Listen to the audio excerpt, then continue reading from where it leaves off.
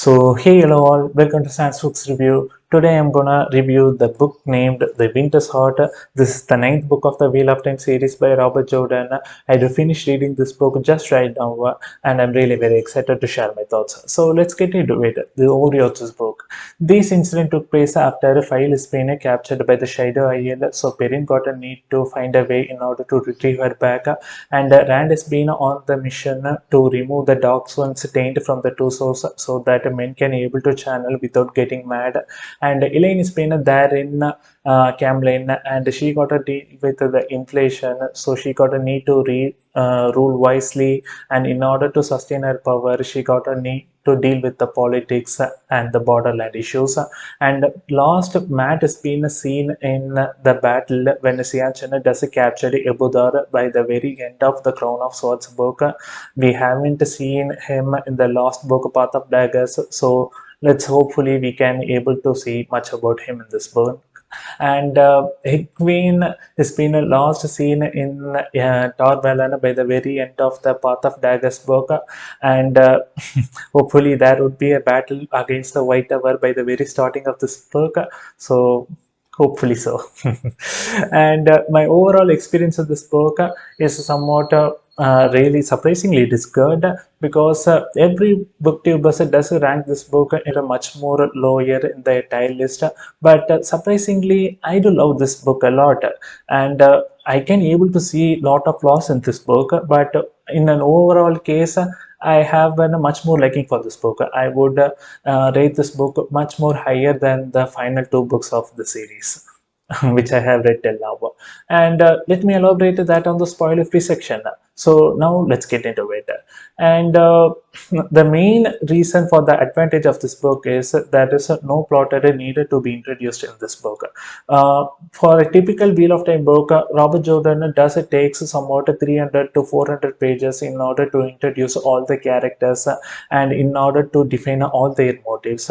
But here there is no need for that, because by the very end of the part of the book itself, we can able to understand all their motives and their purpose for the upcoming book. So there is no introduction for that, and we can able to straight away jump into the plot. That's the nice case. And the tension has been always there in the writing, because Perrin got a need to deal with the Masima dagger, and Elaine got to need to deal with all the politics revolving around her, and Rand got a need to tackle with all the Asha men. So all these things adds much more flavor to this book, and the tension kept us to engage in this book from the starting till the ending. There are some exception cases here, but overall, I do personally loved all these themes together. And some of the chapters of Elaine are much more absurd to read.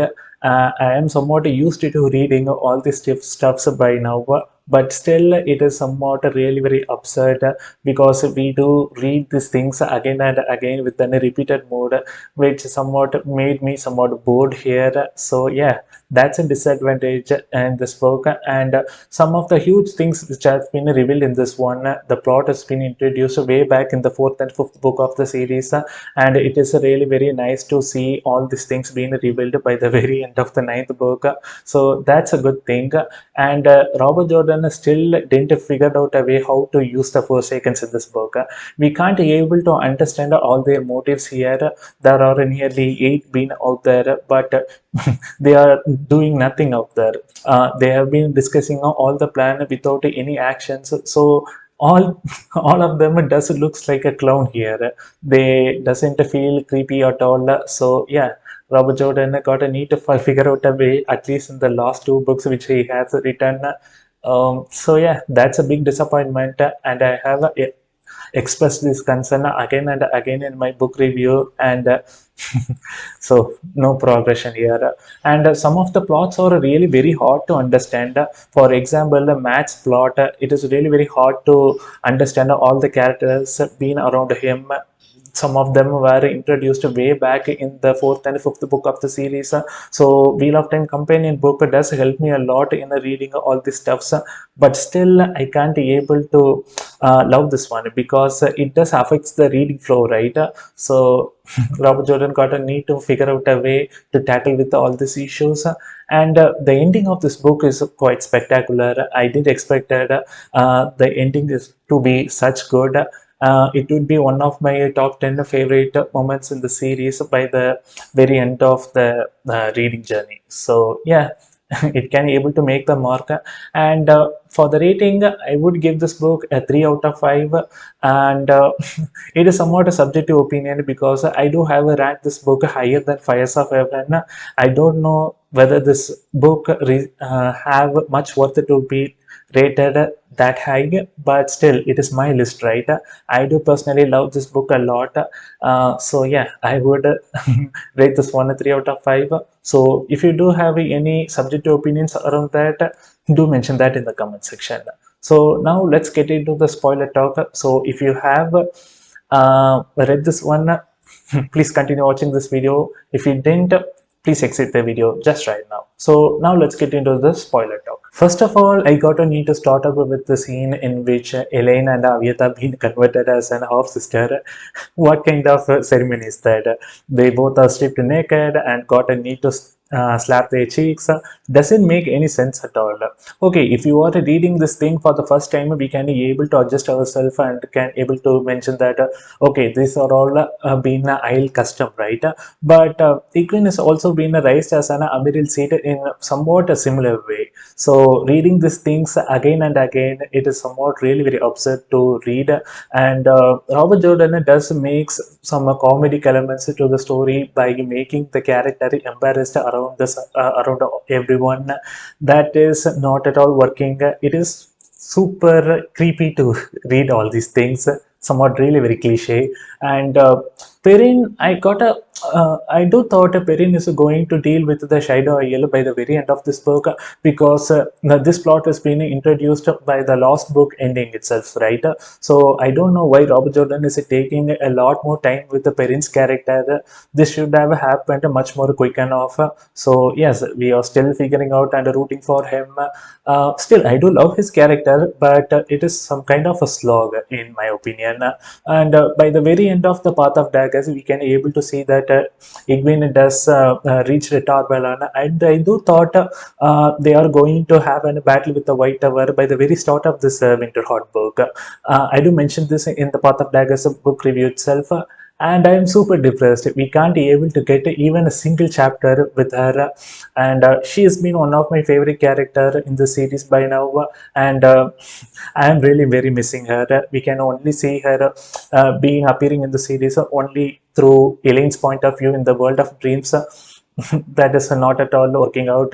So yeah, I do want to see all this battle being took place by the very start of the crossroads of Twilight itself. And the three lovers of Rand, Elaine, Avienta, and Min, all of their conversation are super weird to read actually. But in the same way, it is somewhat really very fun to read them. I don't know what type of a character I am, but yes, it is somewhat really very fun to read all their thoughts and their conversations. Uh, a strange taste, I can able to think so. And Robert Jordan does given a lot of importance to Min's character for nearly 3 books on the trot. So I don't know whether something big is going to happening around her character by the future events. Let's gotta need to wait and see. But her character does improve a lot by the very end of the Lord of Chaos book. And one of the Forsaken does got the Elaine's trust by the very starting of this book. That thing is super cool, and somewhat really 3 to 4 chapters have been written with this plot, and the whole thing is really very fascinating to read. All the tension has been always been there. Still, we don't know what they are actually planning out. So we gotta need to wait and see. But all these things are super cool in this one. And Robert Jordan does wanted to make Elaine's character super smart and intelligent in this one. Her being dealing with all the borderland issues and all the politics. Okay, he somehow managed, but overall case he do fail to make that happen.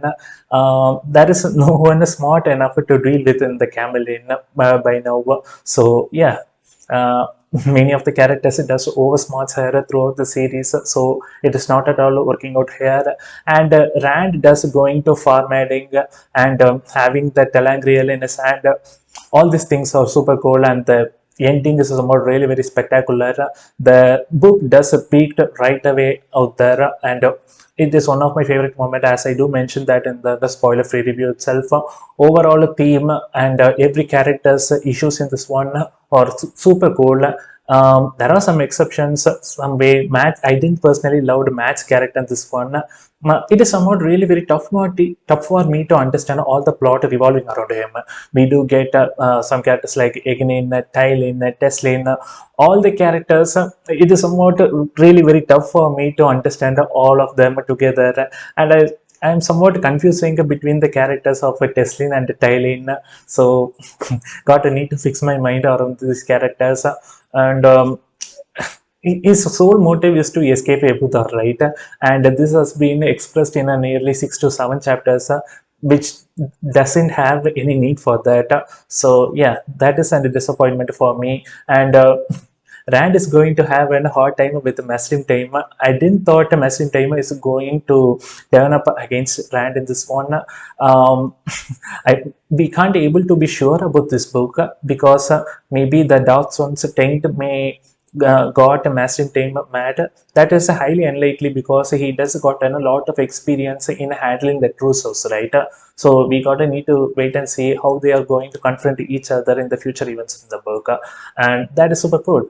And I don't know why Crossroads of a Twilight book is having a much more hatred, because there are a lot of plot has been set up on for this that book, right?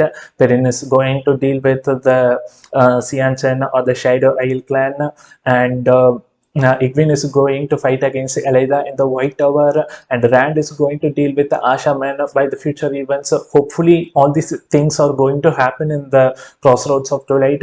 So I don't know why everyone does going to hate this one. So looking forward to see. And you can be able to check out my previous video right down here. If you want to follow my Wheel of Time reading journey, you can save the playlist, which I would give that in the comment section. So until then, tada, bye bye. I will meet you soon enough. Happy reading to you all.